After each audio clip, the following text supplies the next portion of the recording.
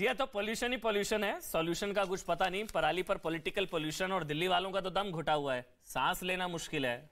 पंजाब में पराली जल रही है। कुछ आंकड़े आपको दिखा देते हैं जिससे जो पॉलिटिकल जो पोल्यूशन है उस पर से थोड़ा जो है धुआं छटेगा। ये देखिए अब आप, धुआं हुआ तेरा वादा। लोग पूछ रहे हैं क्या हुआ तेरा वादा, हमने लिखा है धुआं हुआ तेरा वादा। 2021 में 14,920 मामले, और अभी 1 नवंबर तक की जो फिगर्स हैं वो 17,846। 2022 19% पंजाब में पराली जलाने के मामले हैं। ये पराली जलाने के केसेस 17,846 2022 पंजाब।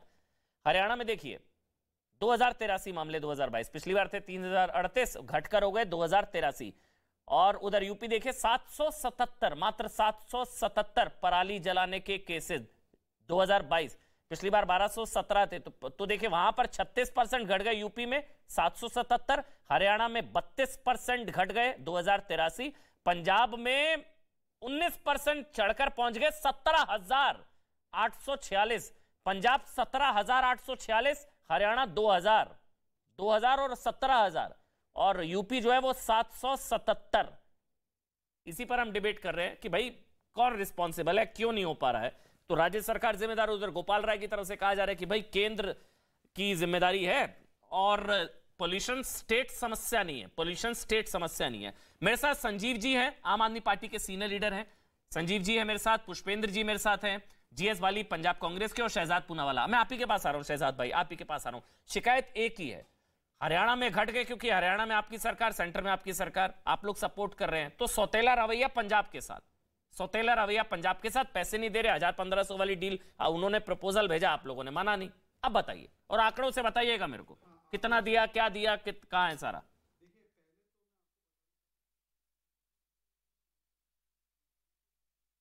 किसानों की पराली दिल्ली के प्रदूषण के लिए मुख्य कारण है। हाँ, आज की तारीख में 10-15 दिन के लिए 14 से 40% तक उसका हिस्सेदारी रहता है, परंतु ओवरऑल पोल्यूटेड रहती है दिल्ली, और उसमें किसान दोषी नहीं है, क्योंकि जो समर में पोल्यूशन होता है, जो बाकी के समय होता है, वो रोड डस्ट की वजह से होता है। कितने वैक्यूम क्लीनर खरीदे, इसका तो आंकड़ा संजीव जी लेकर आए होंगे, पराली जलाने का नहीं लाए तो।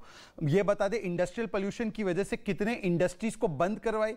किसानों के ऊपर तो कार्रवाई करने के लिए तो तुरंत उन पर आरोप लगा देते केजरीवाल जी। इंडस्ट्री जो दिल्ली की है वो उस पर कितनी कार्रवाई की। और व्हीकुलर पोल्यूशन के लिए जैसे केंद्र ने सीएनजी पर जाने के लिए कहा, जैसे केंद्र ने ईस्टर्न वेस्टर्न एक्सप्रेसवे बना दिया, जैसे केंद्र ने कहा कि अब ये पुराने व्हीकल्स को डिस्कार्ड करना है, इनका 1-2 फ्लाईओवर बनाने का काम आज तक पूरा नहीं हो रहा है। जैसे आश्रम पे एक्सटेंशन फ्लाईओवर बनना है, उसमें सबसे ज्यादा लंबा जाम लगता है, वो क्यों नहीं बन पा रहा है? क्योंकि पीडब्ल्यूडी मिनिस्टर तो जेल में। परंतु मैं 2-3 और आपके पास आंकड़े रखना चाहता हूं।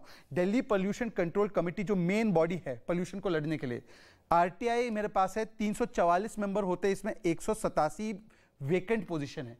इसके लिए केंद्र जिम्मेदार है, इसके लिए पुष्पेश जी जिम्मेदार है। बताइए, ग्रीन फंड है दिल्ली में, एक सेस लगता है जो दिल्ली सरकार के पास आता है, उस फंड का जो अभी तक कलेक्शन है 1300 करोड़, उसमें से पता है खर्च कितना हुआ है? 280 करोड़। 1300 करोड़ आपने दिल्ली वासियों से तो ले लिए, 280 करोड़ खर्च किया 6 साल में। अरे भाई, इसी में से 800 करोड़ आप पंजाब के किसानों के लिए खर्च कर लेते, कह देते कि दिल्ली के अंदर समस्या हो रही है, दिल्ली वासियों के लिए हम ये 800 करोड़ रुपए किसानों को पंजाब में और बाकी जो भी रेसिड्यू मैनेजमेंट के लिए दे सकते हैं। इसमें कोई रोक नहीं है, इसमें कोई कॉन्स्टिट्यूशनल बार भी नहीं है।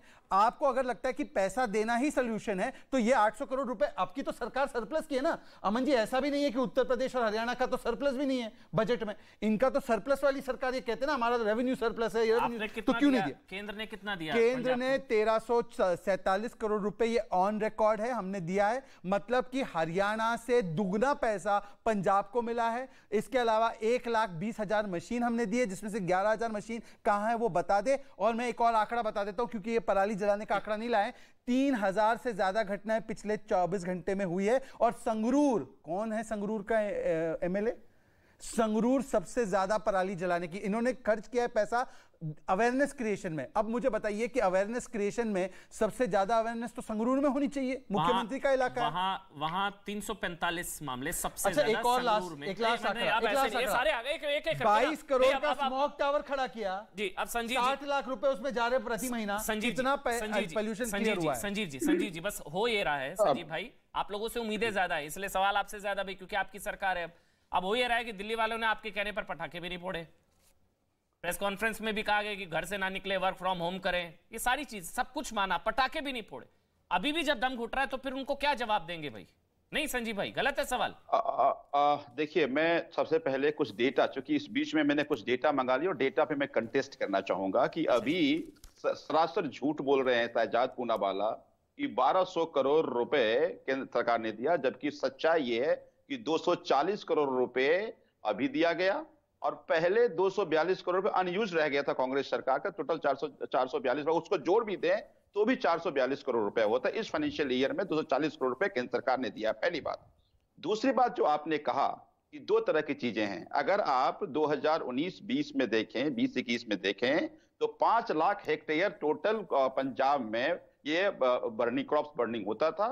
अभी केवल 2.29 लाख एकड़ में क्रॉप बर्निंग हो रही है। फिर आप कहेंगे कैसे ज्यादा क्यों हो रहा है? तो डेंसिटी ऑफ क्रॉप बर्निंग कुछ पर्टिकुलर एरिया में ज्यादा हुआ है, जिसपे अभी पंजाब सरकार काम कर रही है। पंजाब सरकार काम कर रही है। तो जो भी एरिया है उस पे हम काम कर रहे हैं। पहले डिस्ट्रिक्ट का नाम बताइए। तीसरी बात, पहले नंबर का डिस्ट्रिक्ट का नाम बताइए। तुलना कर रहे थे। दूसरा हरियाणा, अब सुन लीजिए ना, अब हरियाणा से तुलना कर रहे थे। डिस्ट्रिक्ट है जब जहां सबसे ज्यादा पराली जल रही है, एक बार बता दीजिए। 11 लाख, हरियाणा में 11 लाख हेक्टेयर में टोटल ये पैडी की खेती होती है। पंजाब में 32 लाख हेक्टेयर में खेती होती है।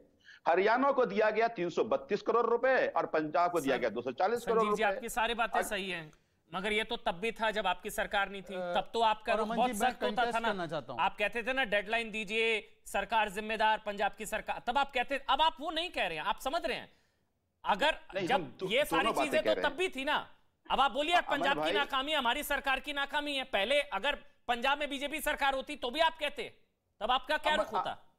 अमन भाई, 3 चीजें हैं। पहली बात कि पराली जल रही है, दूसरी बात इसके उपाय क्या होना चाहिए, और तीसरी बात समाधान क्या है।